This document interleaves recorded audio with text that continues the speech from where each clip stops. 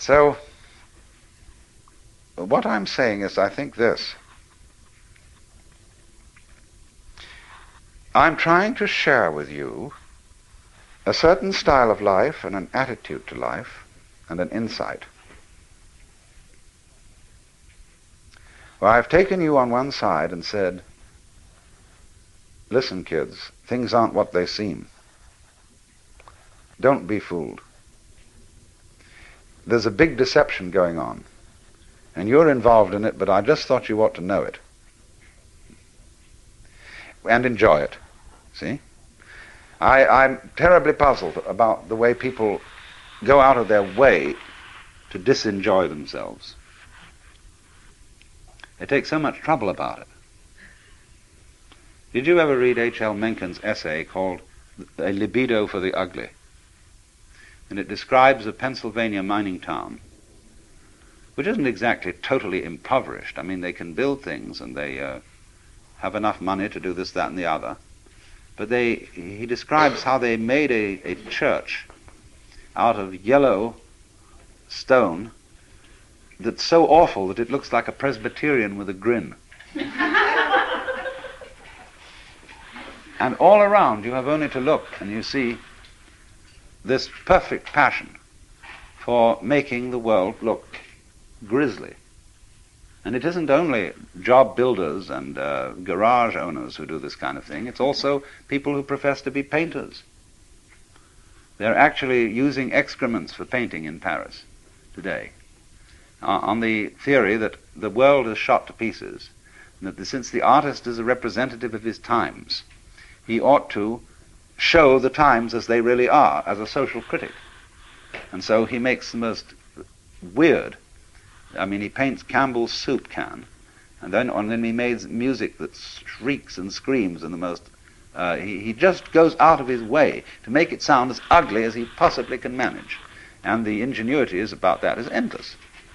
Because that is the times. He's a critic, you see. Instead of being somebody who reveals. Now you see, let's take the sort of the character of the Pied Piper. The person who brings you an invitation to dance. I would say then, you see, there is going to be a dance this evening, and I would like you all to come, you know. That's the spirit in which I invite you to a seminar. I'm not inviting you in the spirit of saying, no, we're going to have to discuss some very grave matters, and you ought to be awake to all these things and arouse your social conscience, and so on and so forth. Because when you get through with all that, then what? When you get through with feeding the hungry and clothing the naked, and we are making great strides with automation and technology in abolishing poverty totally, then what are we going to do? Well, you see, if you've got all these people clothed and fed and so on, and then they say, well, now what next? If you've got a kind of Quakerish state of mind, you don't know what to do. Well, feed and clothe somebody else. You see?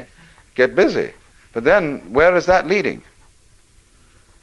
So you see, to spread joy, you have to have it. To impart delight, you have to be more or less delightful. And to be delightful is not some factor of trying to make yourself look delightful. It is to do things that are delightful to you. You become thereby delightful to others. That's to say, people who are interesting are people who are interested. Any person, for example, who is constantly thinking about all sorts of other things and other people and so on, because they're fascinating, becomes a fascinating person. But a person who doesn't think about anybody else, and who's got very little going on inside their skull, is boring. So, in other words, your engagement with the external world, the more you are involved, the more your personality is enriched.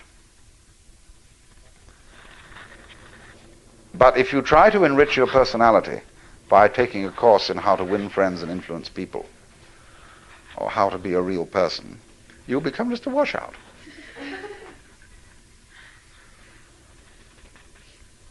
Because you will be in a kind of small circle. You'll be, as it were, you'll be like somebody trying to get a good nutrition by biting his nails. And then the fingers next. And then half an arm gone and so on. And you're entirely nourishing yourself with yourself.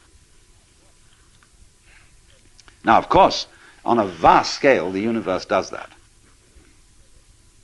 It eats itself up.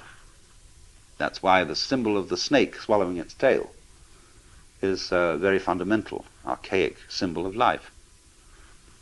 But the way it's done is that the snake has in some part of the ring a place where it's not sensitive.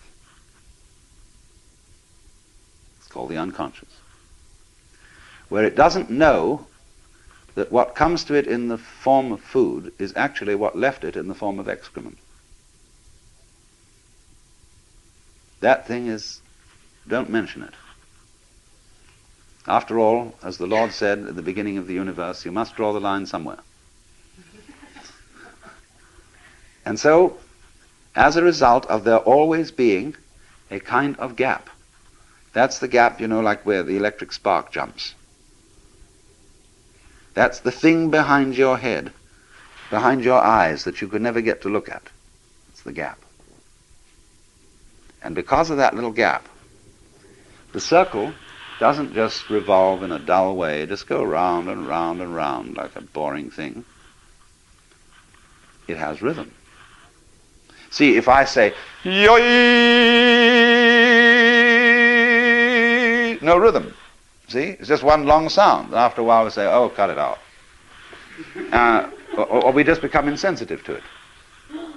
But what we want to hear is a break in it, you see. And we want to hear it go on and off and vanish and come back again and so on. And it sets up a rhythm. That becomes interesting.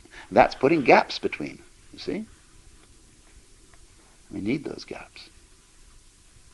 So now you see it, now you don't. Now you see it, now you don't. Oh, that's pretty dull. So what we're going to do is this. We're going to have you see it 3 times, and then with a regular not see it between them. Then there's going to be a longer not see it after that one. And then I'm going to do something very complicated after that so that you don't really know when it's going to come next. So there's going to be a surprise. You know how we all do that? And interesting people are those who do this in very involved ways. Dull people, sort of people who put their hats on absolutely straight, are the kind of people, for example, who have the same meal every day, exactly the same thing, always. See? Have no inventiveness. They have the same routine, they go to the same office, they answer the same kind of letters, and that's that. See? But then if they want to start up a more interesting kind of business and make more money, then they have to figure out, let's take the people who make clothes. They figure out fashion. It's going to be a new thing for ladies, a new style this fall. We're going to make them do long skirts instead of the short skirts, middle skirts. And the skirts go like this. Then finally they thought about having topless women. They're going to play around with that and have an absolutely scandalous ball.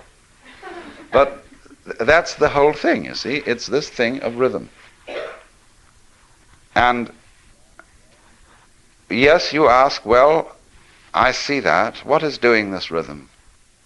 Who, after all, am I? And as you explore deeper and deeper and deeper into the nature of yourself, you find that you're a rhythm doing a rhythm. And behind that there's another rhythm doing a rhythm. Your vibrations. And once again you meet our friend the onion. And who is doing all this? Why, he disappeared. He came around, and there it was, and we were looking for him, and he vanished. And then just when we weren't looking for him again, there he is. But every time we try to see, he isn't there. Now do you see that? That situation is what's called life.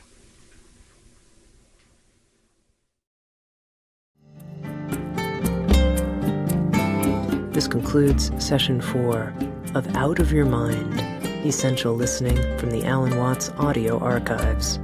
Our program continues with Session 5.